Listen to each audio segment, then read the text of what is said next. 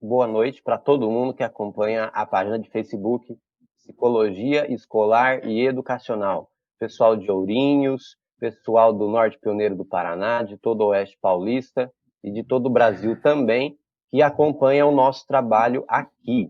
Hoje a gente tem uma conversa ao vivo para falarmos a respeito do novo currículo do ensino médio do estado de São Paulo.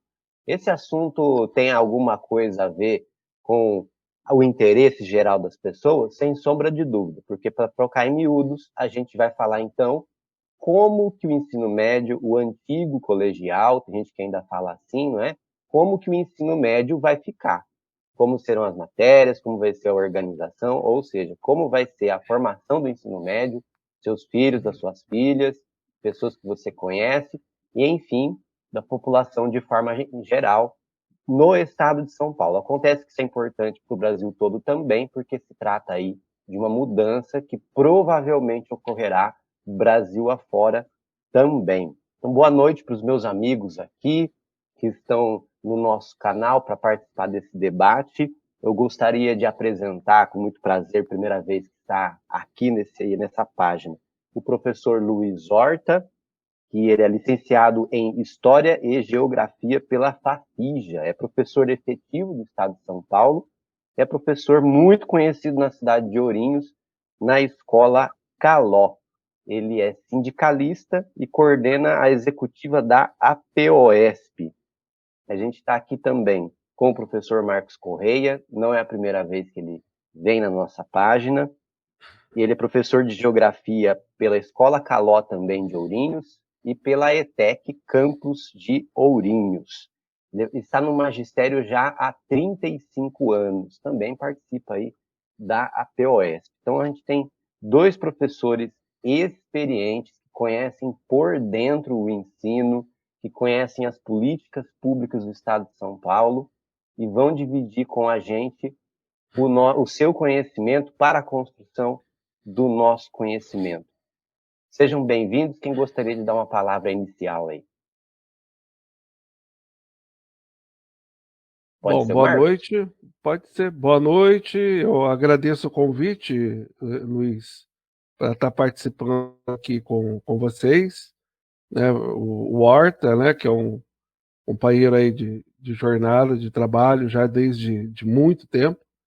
E, e a gente espera, durante o momento que a gente estiver junto aqui, poder conversar, dialogar a respeito dessas mudanças, né, que estão sendo processadas aí no campo educacional.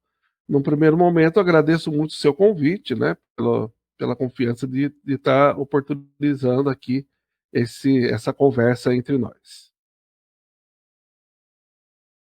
Boa noite a todos, tá? E todas. Em primeiro lugar, gostaria de agradecer ao Bosco, né, pelo convite, para a gente estar batendo ter esse bate-papo entre amigos, né? O Bosco, que tem feito um trabalho incrível na cidade, né, junto às escolas públicas, né? Tanto com as suas alunas, né, os seus alunos do curso de psicologia, né, que estão sempre dentro de nossas escolas nos ajudando, e também palestras, né, que sempre quando convidado, né, o Bosco está sempre presente, sempre arruma um tempo para a escola pública. E quando vem, né, um professor da faculdade, da universidade, que se dispõe a ajudar a escola pública, a gente assim, sempre fica muito agradecido. O professor Marcos, né, falou, colega já, amigo de longa data, né, de muitos e muitos anos, diria muitas e muitas décadas já, né, e trabalhamos junto na Escola Caló, né, já há um bom tempo, né, e é um prazer estar aqui, né, no meio rodeado de amigos, né, e batendo um papo aí com vocês sobre esse pacote, né, que caiu na nossa cabeça agora, que é a reforma do ensino médio, né, e dentro da BNCC. Muito bem. Então vamos direto ao assunto que está em pauta aqui na nossa reunião online. Eu penso que, para muita gente, esse assunto é estranho, é pouco conhecido. Aliás, para muita gente mesmo, inclusive para pessoas que trabalham com educação, com as quais eu conversei, muita gente está completamente por fora. Então, peço a ajuda de vocês dois para falarem assim, o que é essa mudança do currículo do ensino médio? Com quem que a gente pode começar? Posso começar, né?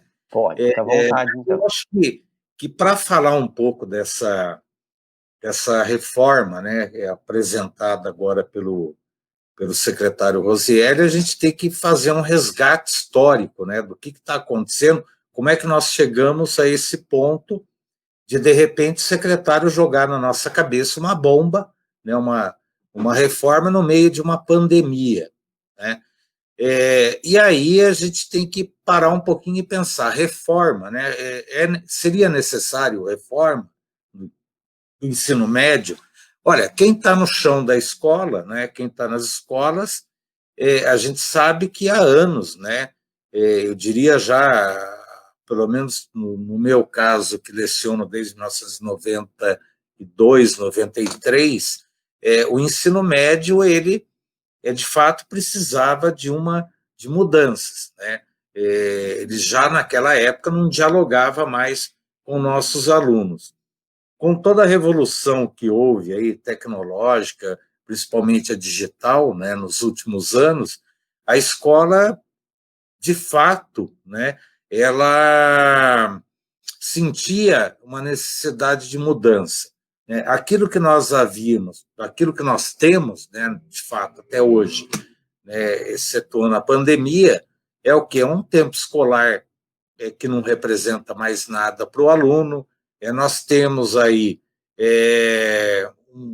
uma escola com classes aí de 45 alunos, separado em caixinhas, né, que pouco dialogam, né, com o restante das outras salas, conteúdos também dentro de caixinhas, né, disciplinas separadas também que não dialogam, uma escola que muito se parece com aquilo que havia, que era ofertado no século XVIII, né? O professor tem o que hoje em mãos, né?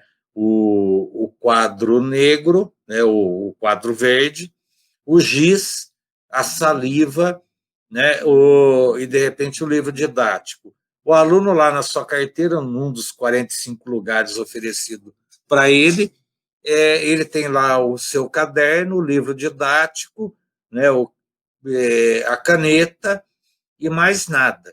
Quer dizer, essa escola, ela de fato não consegue dialogar com um aluno que nasceu, já que cresceu dentro de uma reforma digital enorme. Quer dizer, então, o diálogo, né, entre o educando e o educador, ele praticamente não estava existindo. Conseguia alguma coisa? Conseguia, mas, de fato, a escola não era atrativa, precisava passar por uma reforma. Tá? E, em 2010, nós vamos ter, no governo Dilma, né, a chamada de uma conferência nacional para tentar equacionar tudo isso que estava ocorrendo e que não atingia só o ensino médio. Era desde da creche, né, da pré-escola até o ensino superior. Era preciso ter uma nova concepção, uma nova escola, né, uma nova educação no país. E o CONAI, ele vai ocorrer em todo o país, começando no chão da escola. Na escola se debatia os problemas que haviam e as propostas de mudança. Isso depois ia para uma discussão em nível municipal, também com delegados eleitos nas escolas, enfim, escola pública, escola privada, escola técnica, ensino superior, enfim, todo mundo num diálogo só para fazer as mudanças, propor mudanças que seriam necessárias. Em 2014, e isso depois ia para uma discussão regional, depois uma discussão estadual, depois uma estadual e depois, por fim, a nacional. Tá? Então, houve uma participação muito grande, um debate muito grande para que se chegasse num consenso de mudanças, né, na educação como um todo. Se repetiu a CONAI em 2014, né, daí veio muitos frutos, né, a própria uma base nacional para o ensino infantil, para o ensino fundamental também nasceu disso, tá? E em 2018 nós teríamos uma nova conferência, né, que culminaria aí com uma proposta de reforma do ensino médio. Só que nós tivemos o golpe, né, em 2017, ao golpe, a Dilma ela é retirada do governo, assume Michel Temer, e o Temer ele vai, em princípio, né, colocar um ministro que vai propor mudanças no ensino médio, uma reforma do ensino médio, e, posteriormente, o Rocieli, que hoje está na Secretaria da Educação, assume o ministério e propõe e aprova a BNCC. Qual é o problema disso tudo? Todo o debate que ocorreu desde 2010, né, para que se pensasse uma nova escola, ele é jogado no lixo. E aí nós vamos ter o quê? Projetos que visam atender apenas o setor privado, apenas os mercadores, né, da educação. Então, aquilo que era interessante para a sociedade é deixado de lado. E aí vem as mudanças propostas na BNCC do Rocieli em nível federal, né, vai falar em 1.800 horas de conteúdo mínimo, né, de conteúdo básico, de educação básica, tá?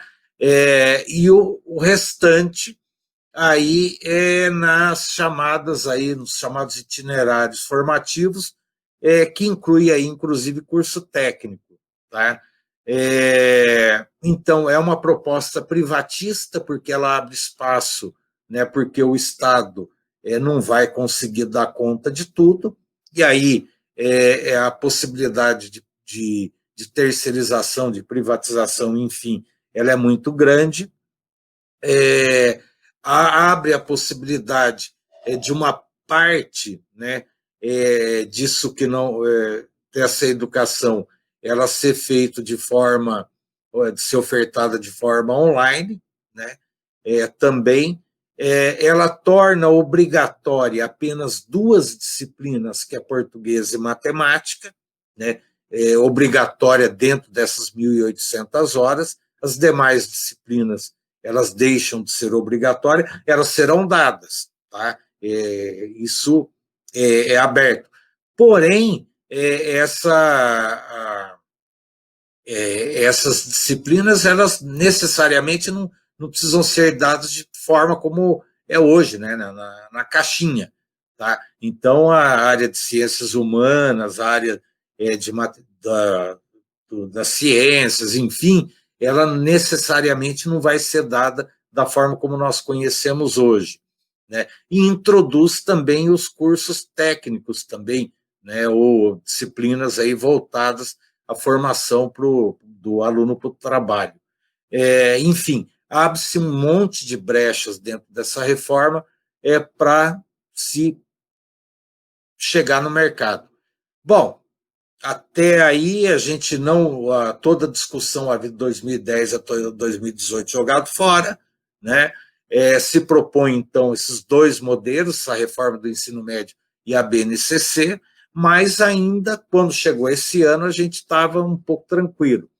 É interessante dizer também que a BNCC ela fala de garantir essas 1.800 horas, né? A proposta é que até 2022 a escola tenha 4.200 horas de aula, sendo só 1.800 obrigatórias dentro do conteúdo comum, do núcleo comum. Então, assim, nós teremos aí dentro da escola pública, possivelmente, né, menos de 50%, né, praticamente 40% daquilo que os alunos têm hoje, e o restante itinerários formativos que podem ser ofertados aí por uma empresa privada, pode ser ofertado via online, enfim, ele abre uma série de brechas. Bom, mas esse ano a gente sabia que poderia vir uma bomba, né?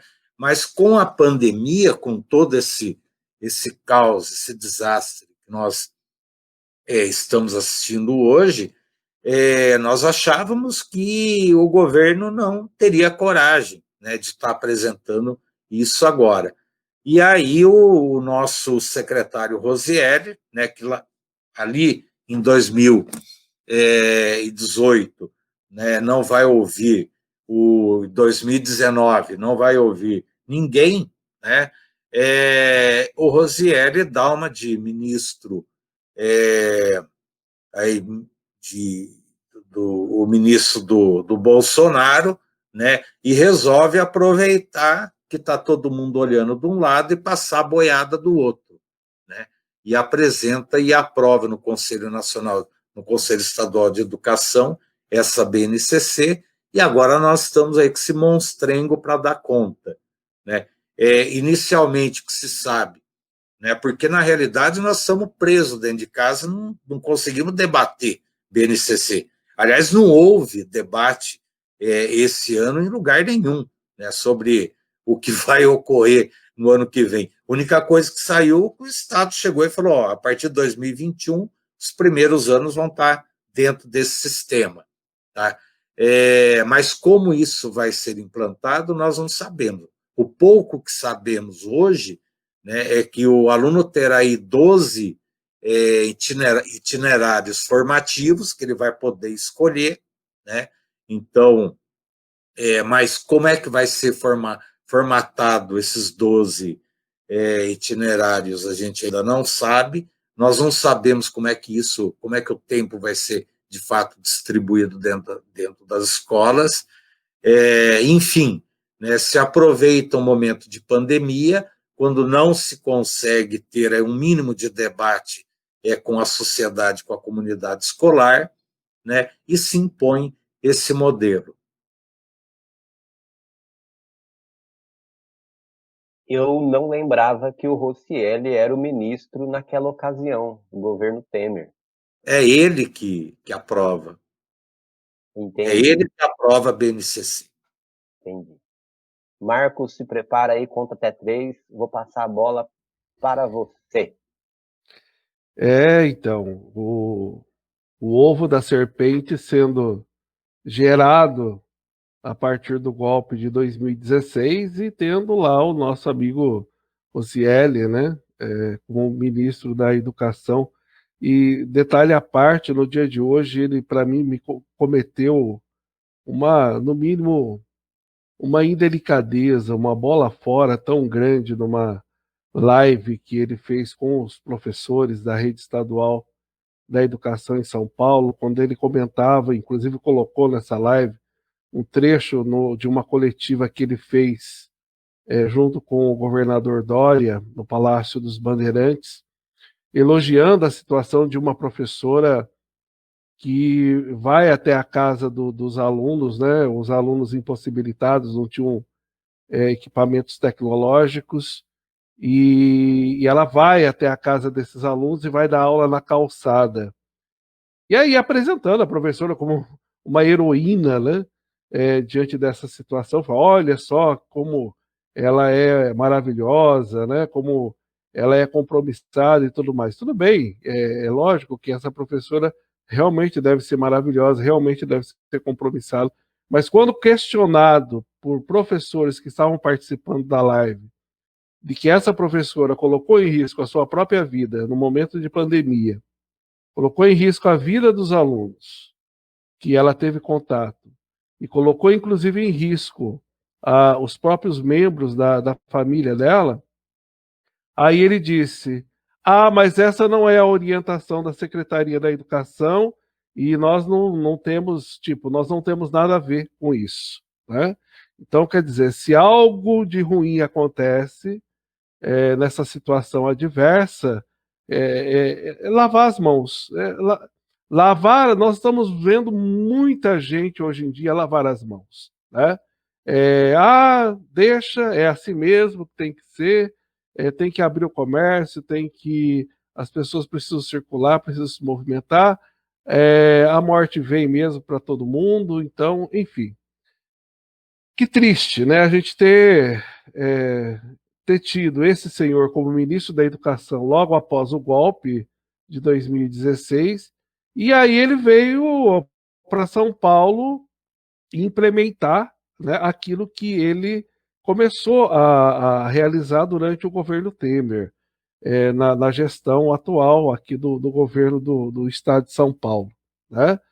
É, é muito triste que isso esteja acontecendo, porque se, como você disse, Bosco, os pais, as famílias, elas não estão sabendo o que está acontecendo em relação a essas mudanças que estão sendo propostas para o ensino médio, muito menos nós, professores, também, muitas vezes não estamos sabendo, porque nós não estamos participando das discussões, não estamos participando, né, da elaboração de propostas, e o triste é você ver o cinismo, muitas vezes, das nossas autoridades vendendo a ideia de que isso está acontecendo, de que não, olha, nós somos democráticos, nós estamos consultando, olha, os alunos estão pedindo que seja assim, os professores estão pedindo que seja assim. Gente, como o professor Horta já falou, é lógico que ninguém defende essa educação que aí está, esse modelo de ensino médio que aí está. Mas essas mudanças, elas, numa situação de governos democráticos populares que vinham sendo construídos ao longo do tempo histórico recente no Brasil, essas mudanças elas vinham sendo construídas de uma forma onde ela pudesse democratizar verdadeiramente a educação e fazer com que o ensino médio, se não fosse tudo aquilo que os interesses dos trabalhadores, da classe trabalhadora, pudesse querer em termos de transformações e mudanças no ensino, mas estaria algo assim muito mais próximo dos interesses de uma verdadeira mudança que pudesse ser objeto de construção de uma educação verdadeiramente significativa e de interesse da sociedade e não do capital.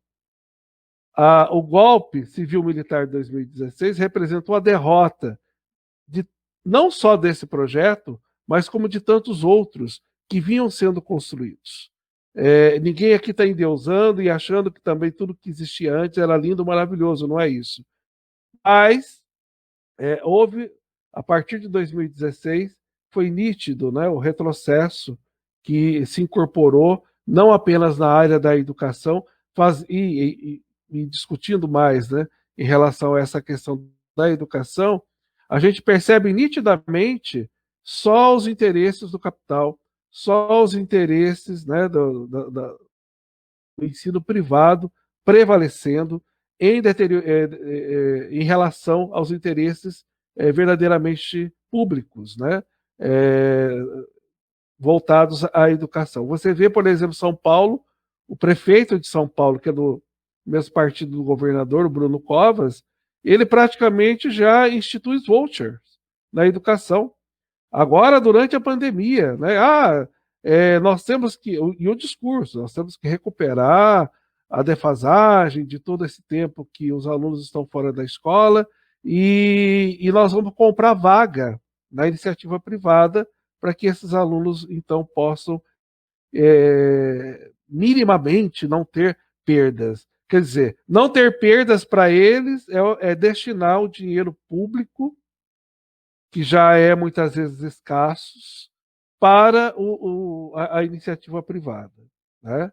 Então, a historicização que o professor Horta fez em relação a todo esse processo de mudanças que estão se operando, né, atualmente no ensino médio, ela é fundamental para a gente entender o que está em jogo. Então, alguns dados, né, que eu acredito que ajudam a gente a pensar mais essas questões.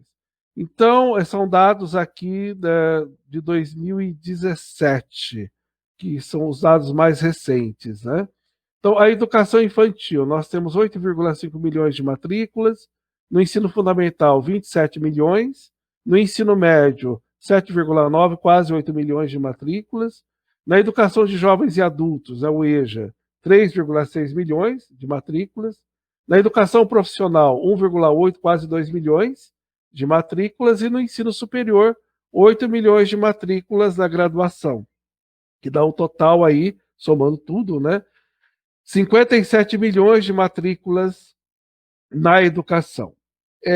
Nós tivemos aí nos últimos anos um avanço muito grande em termos do quê? Das crianças, dos jovens e adolescentes estarem na escola. Então, esses números demonstram isso, né, que praticamente 98%, 99% das crianças, jovens e adolescentes estão na escola. Houve, inclusive, um aumento da quantidade de matrículas no ensino superior, graças também à política de cotas, à política de reservar vagas, né, das universidades federais para os alunos oriundos da escola pública. Isso provocou uma certa abriu o leque, né, de entrada desses jovens, desses estudantes no processo educacional.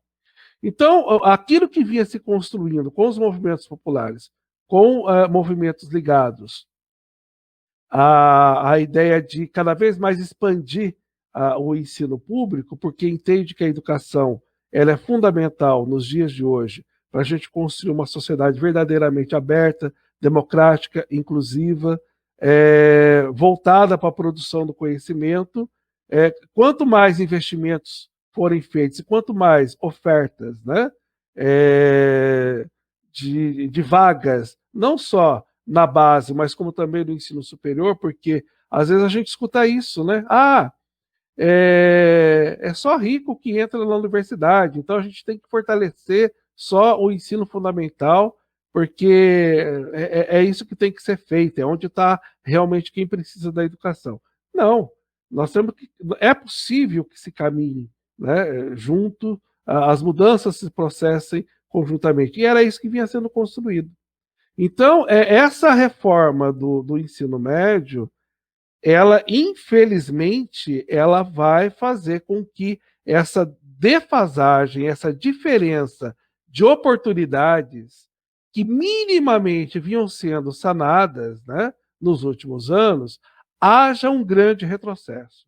Por quê? Porque ao filho do trabalhador, filho daquele que já é desprovido de tantas oportunidades, ele verdadeiramente vai entrar no ensino técnico, que é como, infelizmente, aí o nosso atual presidente costuma falar, né? Esse pessoal tem que aprender a consertar geladeira, fogão, tem que aprender a consertar máquina de lavar roupa, né? Quer dizer, então, o acesso ao conhecimento universal, a democratização desse conhecimento para esse setor do capital e para aqueles que querem nos manter na escravidão absoluta, isso realmente não pode acontecer. Então, essa reforma do ensino médio, ela vem para embasar justamente esse tipo de posição. Provocar cada vez mais, não provocar, aprofundar esse abismo, né, que, infelizmente, nós já tínhamos construído ele desde há muito tempo, e com muita luta, muita mobilização, aí principalmente a partir da redemocratização, né, desde 1985, nós íamos lutando, brigando para que esse abismo fosse diminuído cada vez mais. Então, o golpe de 2016 e essa reforma do ensino médio, tal como está sendo proposta, ela vem para provocar mais atraso, para provocar mais ruptura, para provocar, infelizmente, que a educação verdadeiramente seja só privilégio de alguns poucos, né? A grande massa é proibido o sonho, é proibido o desejo de, através da educação, construir uma sociedade verdadeiramente democrática e inclusiva. Muito bem, colocações bem importantes. Ouvindo vocês dois, eu lembrei do texto bem conhecido do Milton Santos, que é Os Deficientes Cívicos, em que ele já alertava sobre os perigos de um ensino tecnicista, em que o problema não é ensinar uma profissão para as pessoas. O problema é não permitir que elas tenham acesso à formação crítica, à formação humanista e humanizadora, né? Fica apenas restrito a como você disse. Aprender, então, uma profissão no sentido de uma execução de um procedimento, certo? Sem as condições de pensar sobre essa relação com o mundo, sobre a relação com esse próprio procedimento, como se ter uma profissão fosse pura e simplesmente executar ações, né? Uma coisa vazia, desprovida de sentido. É bastante coisa para a gente pensar aqui, viu? Muito, demais, né? Quase 80 milhões de brasileiros com 15 anos ou mais possuem ensino fundamental ou médio incompletos. Isso é a realidade mais ou menos que a gente tem, né? Entre 15 e 24 anos, são mais de 17 milhões de jovens fora da escola. Olha o potencial, gente, de crianças, de jovens que poderiam estar na escola, poderiam ter uma educação de qualidade, não é? E poderiam estar contribuindo para que a gente pudesse estar verdadeiramente construindo uma nação de verdade, de fato. Numa situação de pandêmica como a gente vive na atualidade, pelo menos eu acredito que uma parte da sociedade se desperte da importância do investimento na educação, na ciência, né? Porque todos nós, o que nós ficamos esperando de uma hora para outra? Alguém com uma varinha de condão, num passe de mágica, trazendo a cura. Mas isso não acontece.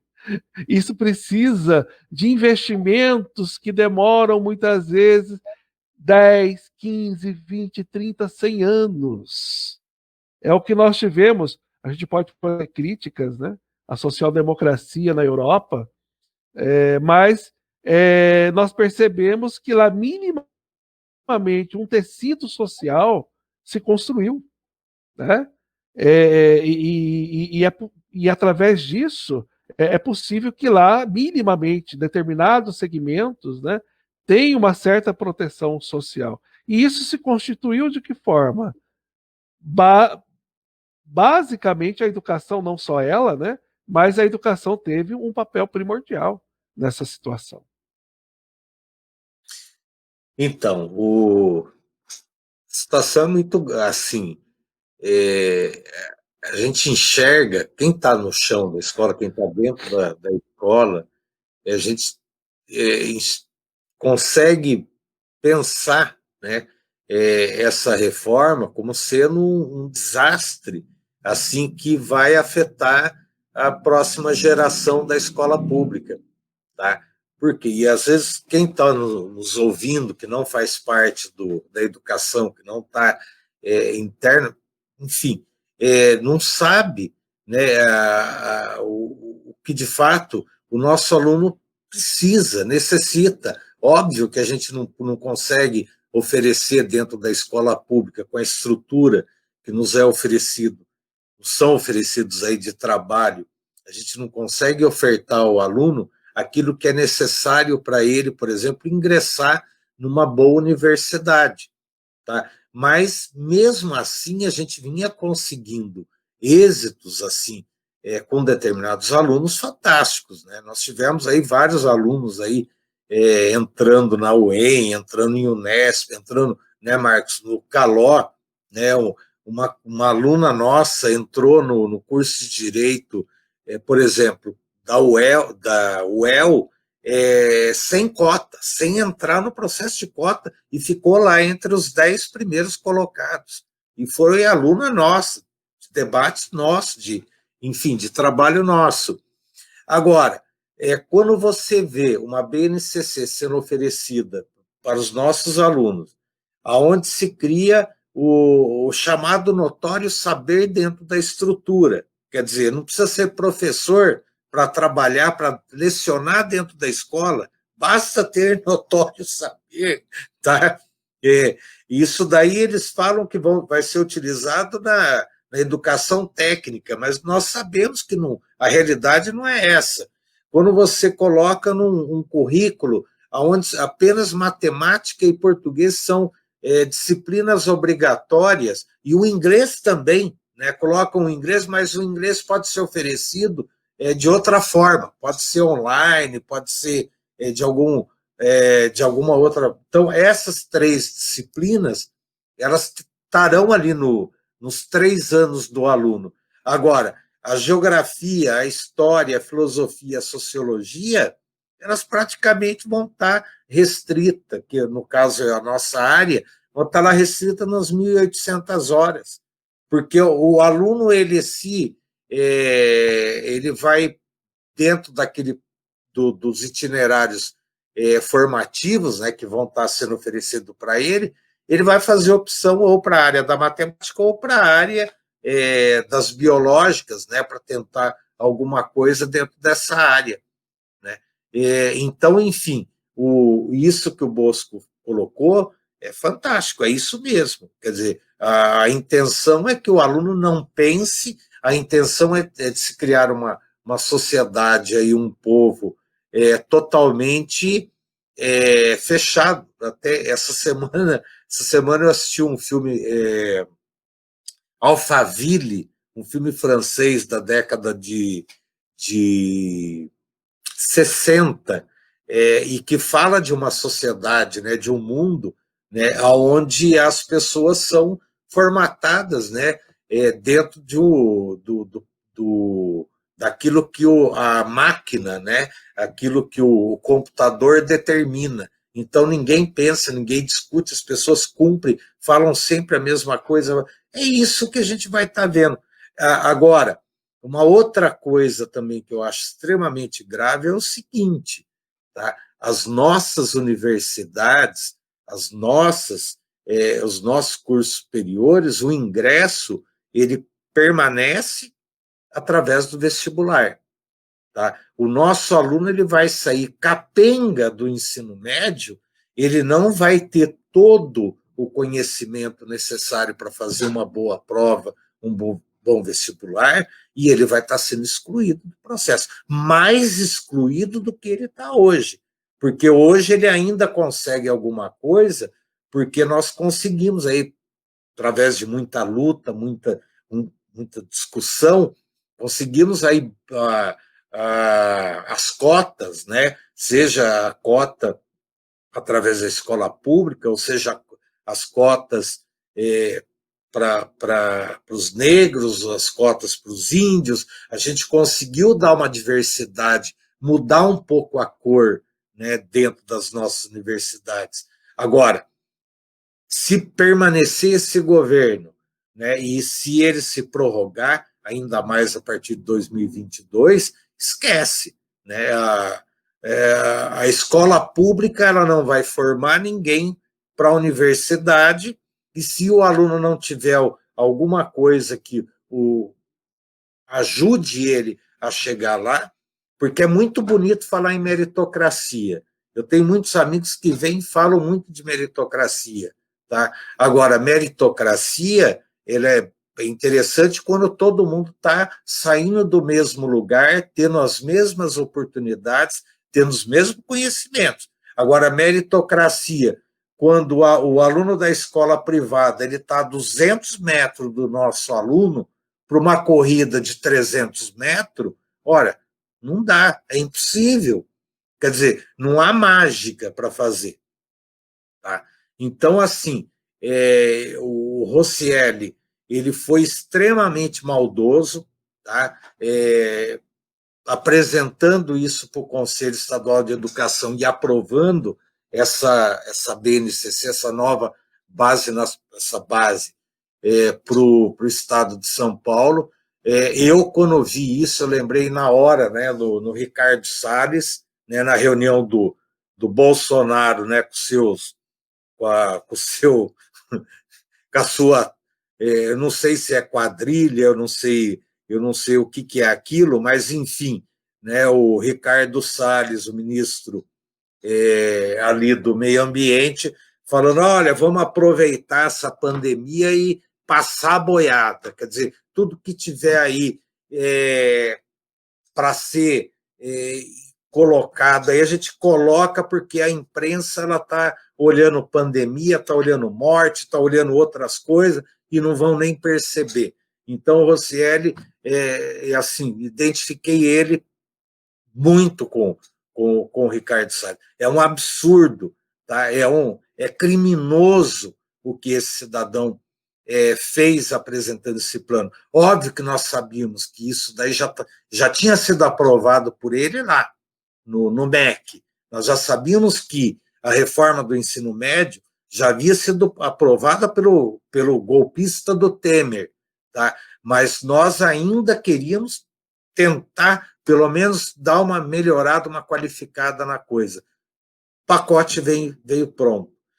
O Estado falar para a imprensa, né, que houve debate, que se ouviu professores, ouvi 7 mil professores, ouvi não sei o quê, ouvi... Olha, desculpa, isso daí é uma mentira. Não ouviu ninguém, não. Quer dizer, não houve debate, não houve nada. Quer dizer, isso veio, esse pacote caiu na nossa cabeça, ele já trouxe pronto do MEC, tá? E jogou agora em cima da nossa sociedade. E outra coisa também que as pessoas não estão se atentando, a estrutura que nós temos hoje das escolas, ela não comporta 12 itinerários formativos e ela não comporta um itinerário profissionalizante. Tá? Ela não tem estrutura, ela não tem nada. A escola vai poder oferecer ali 2, 3 itinerários, cada escola. Tá? Então, por exemplo, eu e o Marcos somos de humanas. Se, de repente, a nossa escola tiver ali um itinerário que contemple as nossas disciplinas, nós teremos aula. Se não contemplar as nossas disciplinas, nós teremos que cumprir, ficar lá dentro das 1.800 horas, só que não vai caber o nosso tempo, as nossas 40 horas a cumprir dentro da escola, nós vamos ter que buscar aula em outro lugar. Agora, pior do que para o professor vai ser para o aluno, porque e se o aluno mora ao lado da escola e aquilo que o itinerário que ele pensa em fazer esteja só lá numa outra escola distante a 2 quilômetros, 3 quilômetros, 4 quilômetros, né? Ou em São Paulo, outras cidades lá a 20 quilômetros, 10 quilômetros. Tá? O aluno ele vai ser obrigado a fazer aquilo que ele não quer, porque ele não vai ter condições de estar buscando. Além de tudo isso, quer dizer, além de você impor uma situação dessa, ele ainda não vai oferecer tudo que poderia ser oferecido. Eu tenho um sobrinho que o ano passado e esse ano cursou o Right School, fugiu o nome, o ensino médio dos Estados Unidos. Tá? A escola lá, que é um modelo que falaram muito que segue, que aqui seguiria o padrão, a escola lá nos Estados Unidos, o aluno tem lá 60, 70 disciplinas para escolher, para montar o currículo que ele quer fazer dentro da escola. Ele tem um professor orientador que vai estar acompanhando ele, acompanha ele lá para que ele escolha, para que aquilo que ele está escolhendo vá ser importante para a formação dele na faculdade. Não há vestibular, né? Quer dizer, o aluno, o desenvolvimento dele dentro da escola, tá? Aquilo tudo é apresentado para a faculdade, para a universidade, tá? E o aluno ele é escolhido a partir do itinerário que ele teve, o caminho que ele fez dentro da escola, mas não tem vestibular. Agora, aqui, eles, primeiro que não tem nada a ver com aquilo que está lá, né? E outra, que você vai implantar isso dentro de uma estrutura capenga, de um abandono total, né?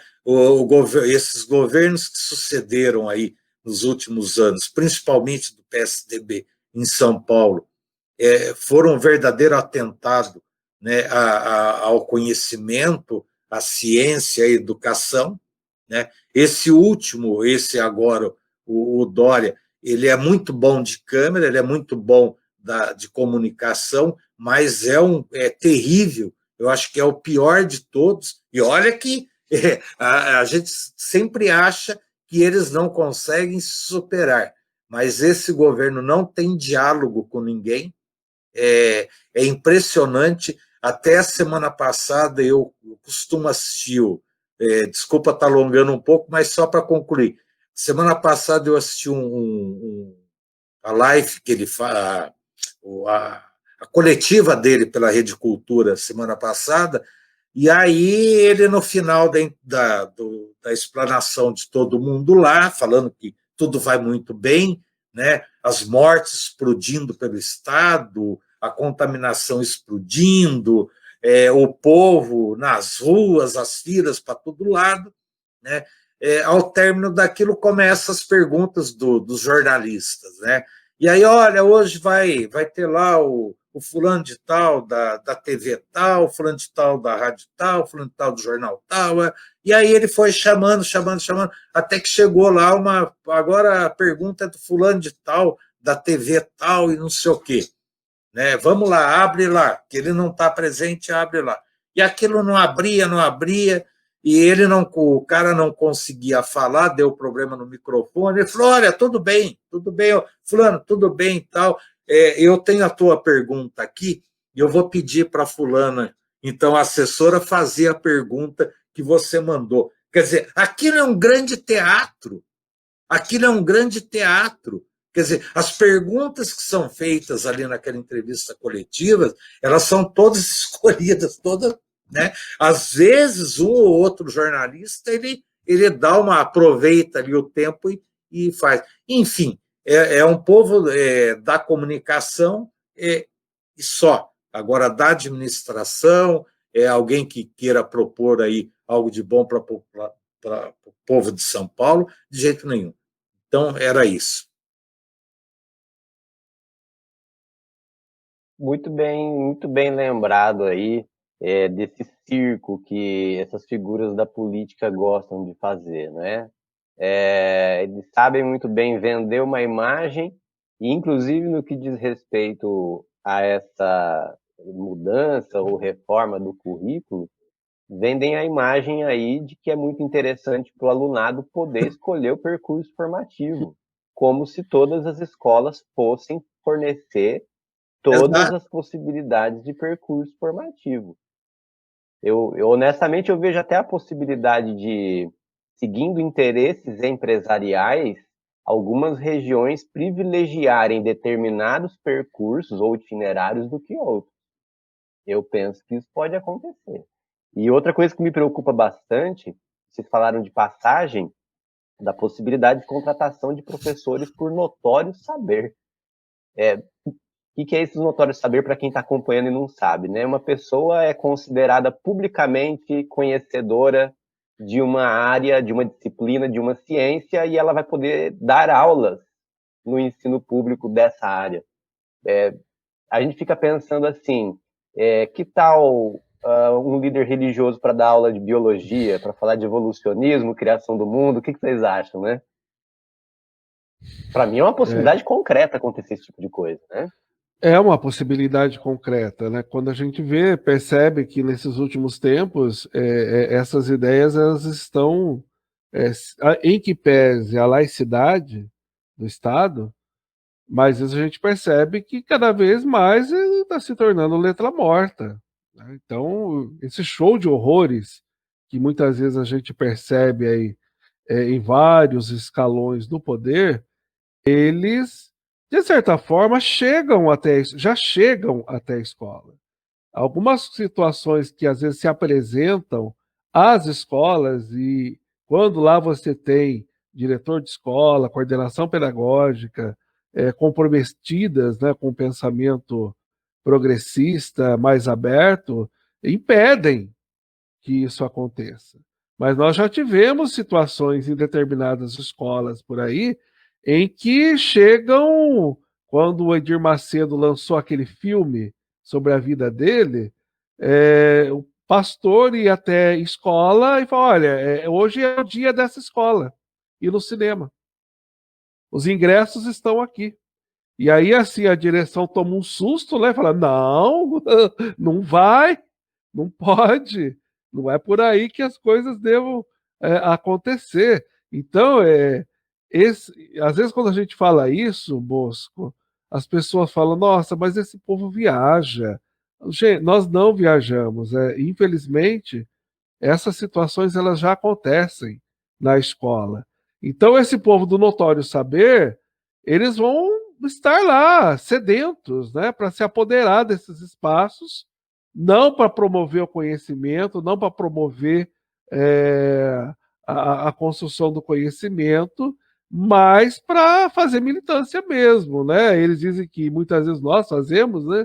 Mas a gente sempre procura trabalhar de diferentes formas, promover a, a inquietude, né, dos alunos frente às diferentes ideias. Ninguém está para fazer missão na escola, mas esse pessoal quer entrar na escola para pregar a missão. Então, isso que a gente está discutindo aqui, para mim fica muito claro, né? Que vai ser essa reforma do ensino médio? Ela é um empobrecimento, né, da ciência e do conhecimento.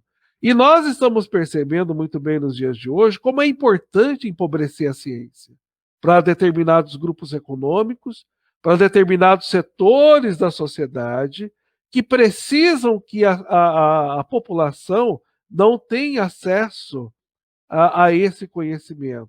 Porque aí elas vão realmente acreditar que a cloroquina cura, que você fazer ozônio, colocar ozônio pelo ânus, você vai curar, né, da Covid, tomar vermífugo vai trazer cura também para uma situação pandêmica, porque quem minimamente teve contato com a ciência, estudou, né, mesmo que seja no fundamental, no ensino médio, teve bons professores e promoveram, né, o acesso à discussão e à construção desse conhecimento, vai falar, não, isso aí não pode, né? Não vai acontecer. Então, o que nós estamos percebendo?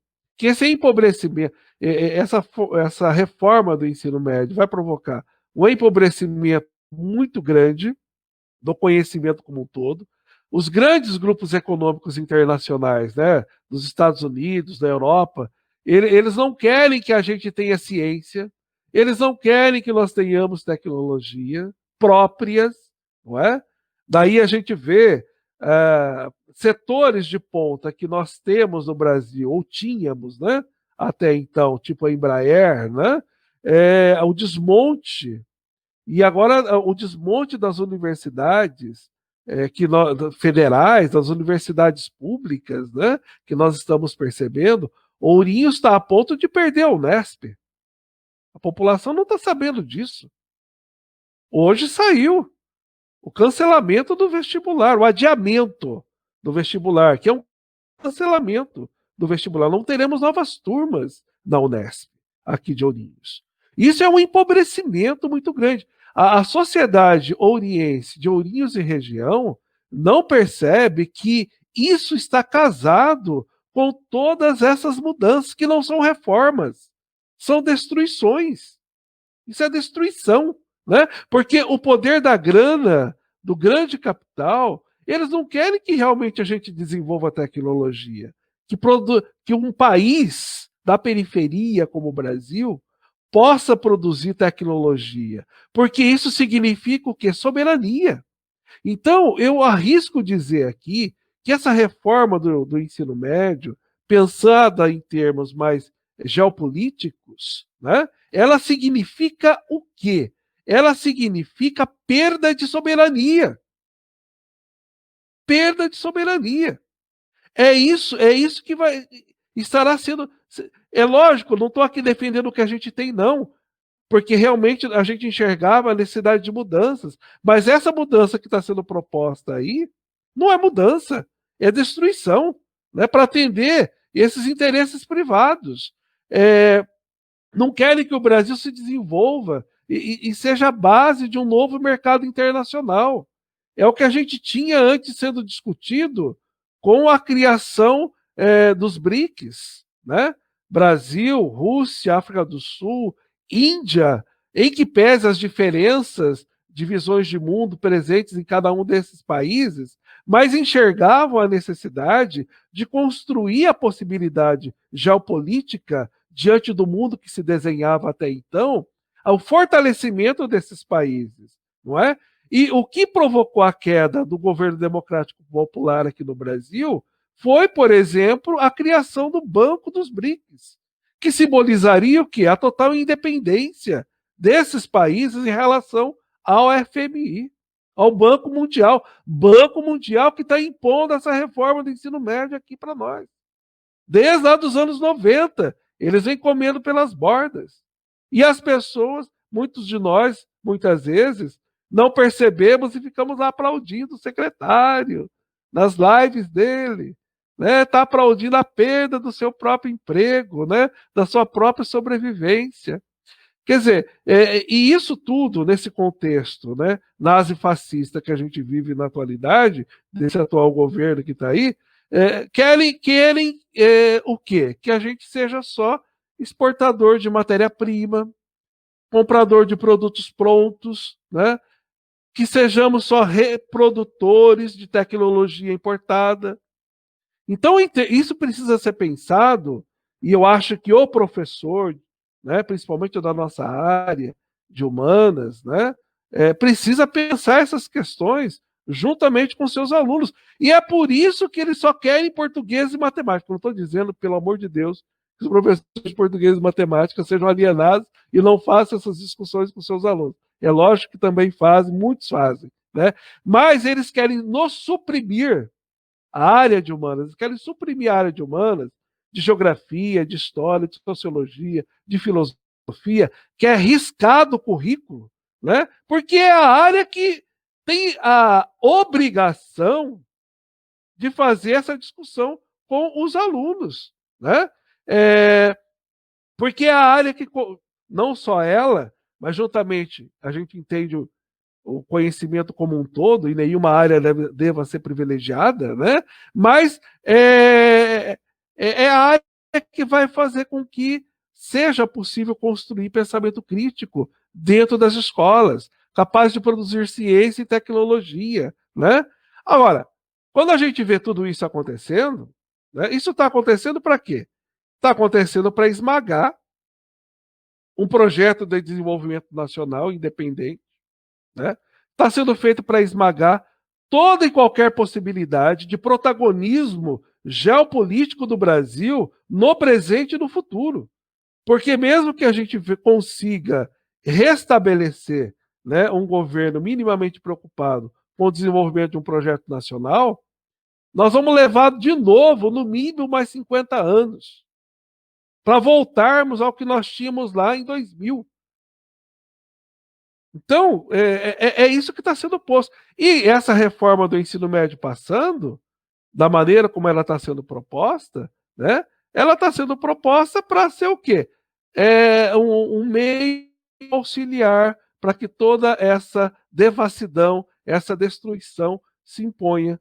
E nós estamos tendo aqui, infelizmente, bem do nosso lado, aqui na cidade de Ourinhos, a destruição da oportunidade de termos uma universidade pública gratuita que facilita o acesso para muitos dos nossos alunos, não só de Ourinhos, mas da região, como de todo o estado de São Paulo, do norte do Paraná, né? E assim por diante.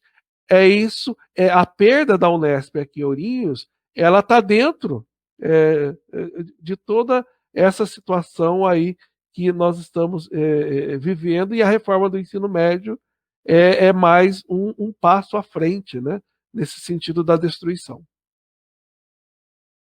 Com relação ao encerramento do curso de Geografia em Ourinhos, né, no campus da Unesp de Ourinhos, é uma coisa lamentável em inúmeros aspectos, faz parte de uma política neoliberal de desmonte. Eu sei que a palavra neoliberal andam recusando que ela exista, né? Falam simplesmente que são liberais. Mas o governo PSDB, que está há 25 anos no estado de São Paulo, é neoliberal, é alinhado com o consenso de Washington. Você citou aí a exigência do Banco Mundial, vem lá do consenso de Washington dos anos 90, de todas essas reformas implantadas que atingem a educação em todos os níveis, inclusive no nível superior. Com a perda do curso de Geografia do campus da Unesp na cidade de Ourinhos, perde-se um monte de coisas, porque os alunos vêm, eles pagam aluguéis, eles consomem na cidade, eles investem na cidade, muitos ficam pela cidade de Ourinhos para trabalhar, não é mesmo? Você tem ali um polo educacional muito importante. Ano passado eu trabalhei como psicólogo voluntário junto ao CACU, o cursinho promovido pelos alunos do curso de Geografia. E tinha alunos no cursinho da região inteira. Tem alunos do estado de São Paulo inteiro que fazem o curso de Geografia ali. É uma perda muito grande para a cidade, mas a gente tem que ver, além dessa lógica neoliberal do governo do estado de São Paulo, infelizmente, em nível local, eu não vejo interesse nenhum da atual prefeitura em manter o curso de Geografia na cidade de Ourinhos. Por quais motivos? Olha, é difícil dizer. Um deles me parece que sabe qual é que é? Puro e simples conservadorismo, por causa do estigma que há em torno do aluno de Unesp. Fui aluno de Unesp na Unesp de Assis, fiz mestrado e doutorado lá, e eu sei muito bem como, infelizmente, as nossas cidades enxergam o aluno da Unesp como um maluco, chapado, e só isso. E só isso. Aliás, é um estigma que persegue a pessoa até depois que ela se forma, sabe?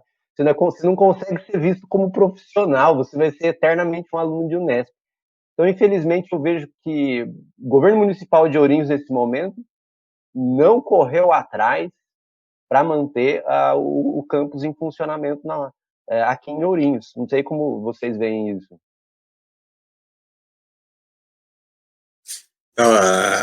Olha, eu acho que a situação é muito preocupante, tá? Eu acho que além da falta de apoio, né, do atual gestor municipal, que nunca ouvi falar nada sobre a Unesp de fato, a gente tem tentado movimentar na Lesp, né, alguns companheiros lá que têm mandato, então alguns mandatos têm feito lá algumas gestões junto ao secretário, junto ao governador, mas a situação me parece que é muito crítica, né? Porque não sei, eu não sei também a questão do próprio professor da Unesp, né? A gente também não tem visto o corpo docente da Unesp uma movimentação, né? Então a coisa está muito feia. Então acho que assim está faltando os professores, está faltando, né, os nossos doutores da Unesp, né, sair e levantar lá da academia, né, vir para a rua, né, para defender. Sinceramente, está difícil. A gente tem, óbvio que a Unesp passou, assim, foi uma luta enorme para a vinda da Unesp aqui, depois para a permanência da Unesp, né? E agora, já com o campus, né, já com todo o gasto que foi feito na cidade, e de repente se perder, né, me parece que há uma proposta do campus aqui, ele se ligar a Bauru, né, então ser uma extensão. Há uma outra proposta dos professores daqui saírem daqui para São Carlos ou irem para Prudente, enfim. Mas não sei, eu acho que eu precisaria ver o que está acontecendo com os professores, né? A gente não conseguiu ouvir, mas é uma pena porque assim, a cidade deu um salto de qualidade muito grande com a vinda da Unesp, né? A gente recebe os alunos da Unesp dentro das nossas escolas, muitos, né, permanecem aqui. Hoje a gente tem colegas aí mestres, doutores, né, da Unesp, quer dizer, seguiram ainda a carreira acadêmica e lecionam na escola pública. Né? Nós temos aqui doutor, né, lecionando em educação básica, lecionando para aluno de ensino da educação básica, que é algo fantástico, né? Algo que antes era praticamente impensável. E hoje nós temos isso por conta da Unesp. Né?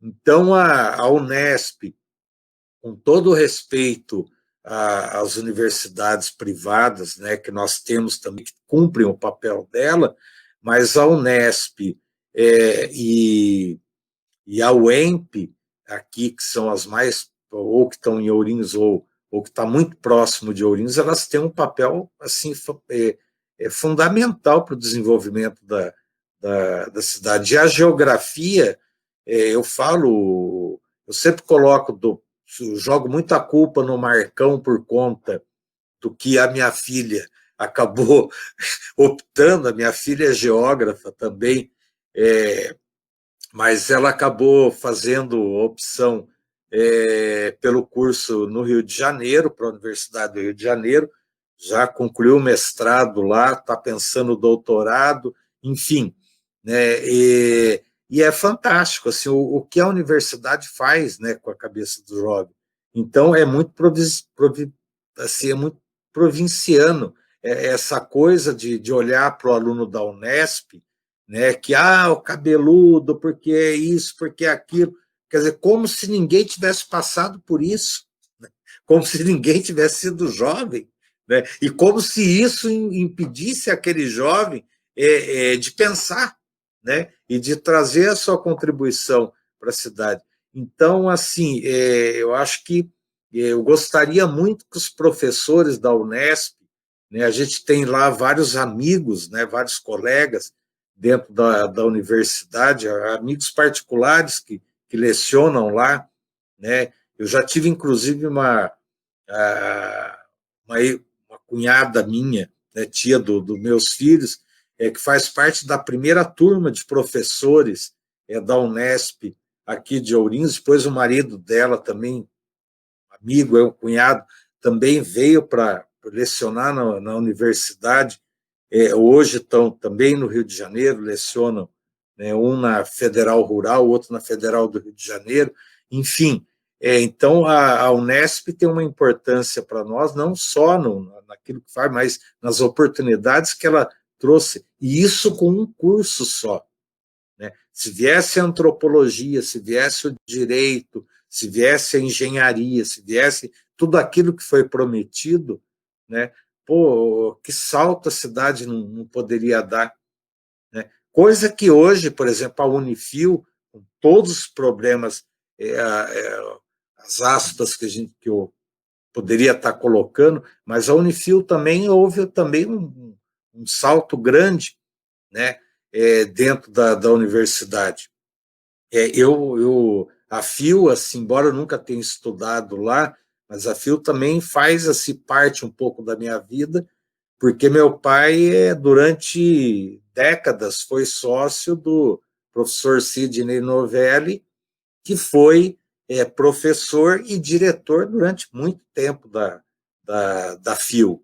Né? Então, a gente estava sempre dentro, sempre ali na FIU, então viu o crescimento que houve ali, né? E o que isso proporcionou para a cidade depois. Né? Então, a faculdade, a universidade, enfim, ela é muito importante. Agora, a universidade pública é fundamental. Não ter amarra com ninguém, não ter amarra com o grupo, não ter que responder para ninguém, isso não tem preço. Com toda certeza. A função social da universidade é muito importante também, né? Para o desenvolvimento social mesmo, que a gente não citou, por exemplo, os projetos de extensão que as universidades promovem, né? Como eles são importantes para a comunidade, né? Bom, gente, o papo está muito bom, muito legal. Passamos já do nosso combinado de 1 hora. Está uma delícia. Eu acho que a gente pode ir para os finalmente. Então, assim, enquanto eu mando boa noite para a galera, se alguém mandar uma pergunta aqui, dá tempo de responder. Vou dar uma boa noite aqui, o pessoal que comentou, o João Ribeiro, a Catiane é psicóloga do Colégio Santo Antônio, o Bruno, que é professor, a Roberta Estopa, que é do coletivo Em Frente, não tá dando para ver aqui, né? A Mari Oliveira mandou uma boa noite para todo mundo, a Viviane, também o professor Luiz Barbosa mandou um oi para a gente aqui, a Linda mandou um comentário para nós aqui. Eu quero agradecer todo mundo que nos acompanhou, todo mundo que pôde aí participar, comentar, e lembrando que essa live ela fica disponível, né, para ser assistido a qualquer momento que as pessoas quiserem. Então vou abrir aí para a gente ter um último recado dos nossos convidados. Vou começar aí pelo Marcos.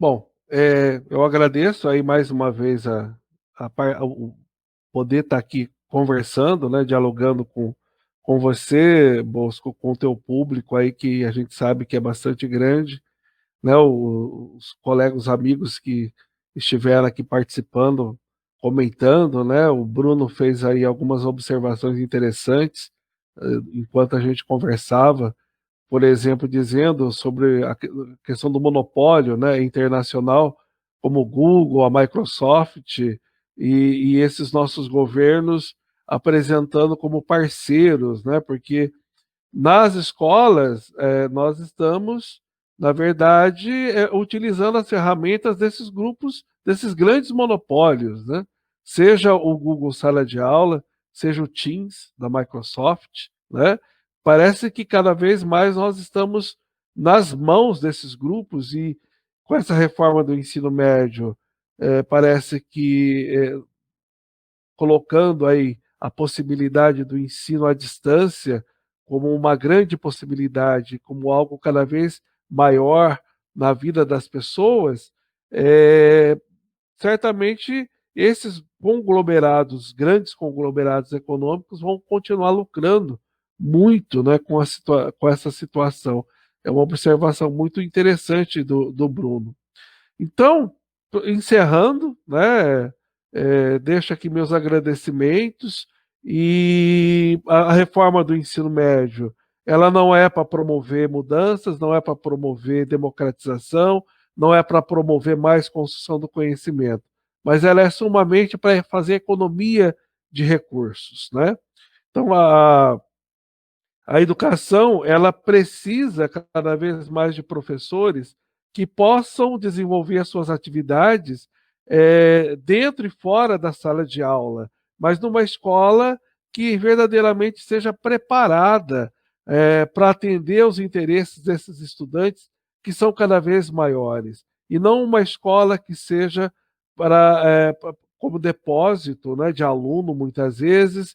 A gente vê as escolas de tempo integral, onde os alunos se veem obrigados a ficar lá desde as 8 horas da manhã até as 17 horas, e esse projeto aí de reforma de ensino médio coloca muito essas questões, né?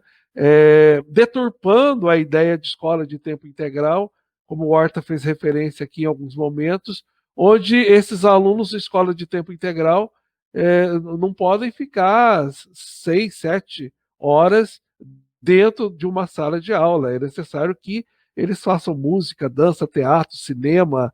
É esse tipo de educação que a gente defende. E para isso tem que ter investimento, né? E não ter cortes. Então, que a gente possa continuar na luta, continuar se mobilizando, continuar sonhando, continuar tendo utopias, né? E que possamos continuar nos encontrando, a gente espera, né, no futuro aí bem próximo, não só pelos meios virtuais, mas possamos estar nos encontrando de verdade. Obrigado novamente, moço. Obrigado, professor Horta, aí, pela nossa conversa, sempre bastante proveitosa. Bom, também gostaria de agradecer ao Bosco, né, pela oportunidade de estar aí batendo um papo, né, entre amigos, né, e debatendo um assunto seríssimo, né, essa reforma do ensino médio, e lembrar também Nós tivemos recentemente a aprovação do Fundeb, né, inclusive com o aumento do Fundeb, e o Bosco lembrava, né, a questão do neoliberalismo, a questão do, do, do Banco Mundial, enfim, dos organismos internacionais, dos interesses do capital, né, em relação ao Brasil, em relação, né, a qualquer lugar onde tenha dinheiro. E quando se fala em educação no país, se fala em muito recurso, é muito dinheiro que corre aqui. Então, e esse dinheiro, ele praticamente estava ficando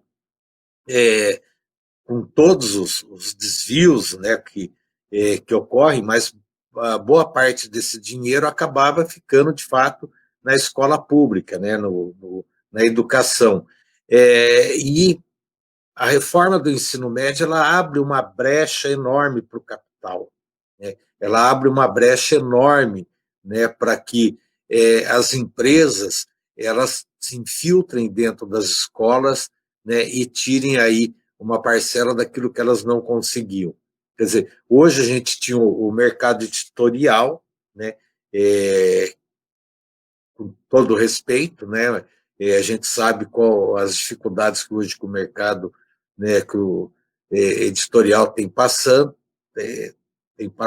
eu acho que merece socorro, mas hoje nós estamos vendo entrar dentro da educação, como, por exemplo, esse próprio canal de educação que o Estado de São Paulo disponibilizou para alunos e professores, esse PTV, né, que segundo denúncias, né, uma empresa muito de fundo de quintal, né, que servia surgiu aí para fazer sem instrumento da extrema direita no país, né, que me parece que é usado para a chamada TV Bolsonaro, alguma coisa desse tipo, e de repente pega para si, né, todo esse projeto de aplicativo, né, que nós estamos utilizando hoje, né, segundo, né, denúncias, né, que ocorreram. Esse aplicativo ele forma um banco de dados que depois pode ser utilizado para outras coisas. Não vou falar eleição, mas vocês podem saber o que é, né? E, enfim, então nós temos que estar pensando, não só a educação, mas nós temos que estar pensando, vendo, observando, cobrando, né? Da classe política, né, do judiciário, enfim, cobrando de todo mundo, é mais atenção, né, para a educação. A reforma do ensino médio está aí. Né? O Rosselli falou que pode ser que não comece o ano que vem por conta da pandemia, porque, na realidade, eles estão perdidos. Né? A coisa está descontrolada no Estado. Mas se implantando ou não implantando, né, eu acho que a gente tem que continuar fazendo o debate, continuar lutando, né, para que o filho e a filha da classe trabalhadora tenha direitos iguais ao filho e os filhos, né, da classe média, da classe alta do país. Quer dizer, é inadmissível, né, que o Estado, né, inadmissível que a sociedade se não reaja, né, contra tudo isso que está aí.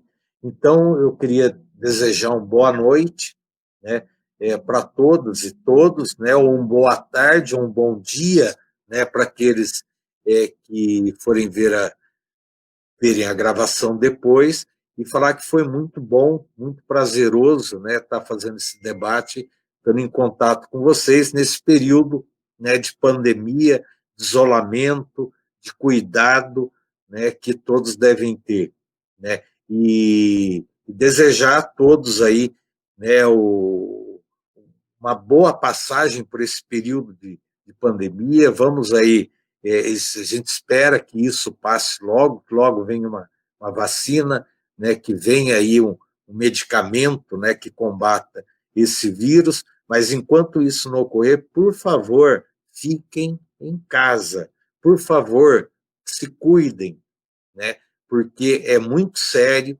e nós já estamos aí com mais de 100 mil óbitos no país. É inadmissível, é um absurdo o que está acontecendo no nosso país.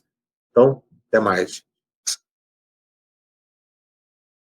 É isso aí, gente. Eu penso que é importantíssimo que a gente reconheça, que a gente tenha plena consciência da importância do ensino público para uma ideia de nação, para o desenvolvimento de uma nação, para as pessoas desenvolverem sua consciência crítica e também para a ascensão social, né? Eu trabalho para a iniciativa privada, que tem também aí sua importância, de maneira nenhuma vou dizer que não. Lá na Unifil a gente faz um trabalho social com o curso de psicologia muito importante, como vocês citaram. A gente está junto às escolas públicas, por quê? Porque a gente sabe da importância do ensino público para o desenvolvimento social da nossa sociedade, da nossa coletividade, né? Eu penso que gostaria assim de deixar como último recado que todos nós tenhamos essa consciência, né, da importância do ensino público no que diz respeito à educação básica, né, escolas, e no que diz respeito também às universidades. Muito obrigado, professor Luiz Horta, muito obrigado, professor Marcos Correia, pela presença de vocês. É sempre um prazer poder conversar, é sempre um prazer a gente ter essas articulações que eu tenho certeza que a gente vai ter muitas ainda, muita luta ainda pela frente na cidade de Ourinhos. Muito obrigado a todo mundo que assistiu a gente, todo mundo que nos acompanhou. Lembrem sempre aí de deixar sua curtida, de compartilhar para que outras pessoas vejam, que assim a gente pode continuar com o nosso trabalho. Valeu, gente, e até uma próxima. Cuidem-se, fiquem em casa. Até mais. Até mais. Valeu.